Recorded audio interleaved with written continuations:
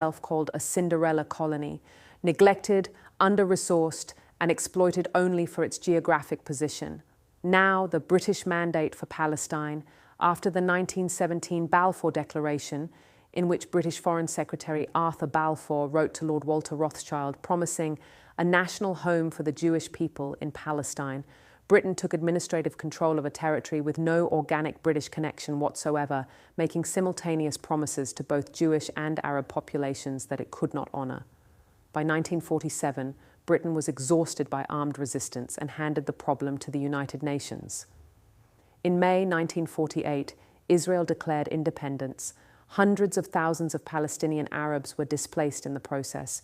Britain left both the promise and the catastrophe behind. What connects these two colonial stories is not coincidence. It is the architecture of British imperial decision-making, drawing administrative lines that created political entities, ignoring the human consequences, and withdrawing when maintaining those lines became too costly, leaving behind borders that were never organic, never negotiated with those who lived inside them, and never stable. 1960, 5 days that explain everything. On June 26, 1960, British Somaliland achieved independence following the end of colonial rule. Israel was among the 35 countries that immediately recognized it. 5 days later, July 1, 1960, Somaliland voluntarily unified with Italian Somalia to form the Somali Republic. It was a decision taken in the spirit of pan-Somali nationalism. It proved catastrophic.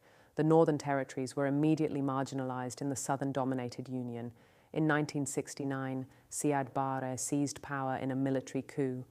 By 1987, his regime was implementing the systematic mass killing of the Isaac people, bombarding Hargeisa, the capital of the former British protectorate, from the air, destroying 90% of the city, and killing between 50,000 and 100,000 civilians in what has since been recognized as genocide. In 1990, Israel was the only country in the world to formally condemn the Isaac genocide before the United Nations. In 1991, following the collapse of the Somali state, Somaliland held its own traditional peace conference, Ashur, declared independence, and has governed itself ever since, holding competitive elections, peaceful transfers of power, issuing its own currency, running its own courts and military. 35 years of self-governance.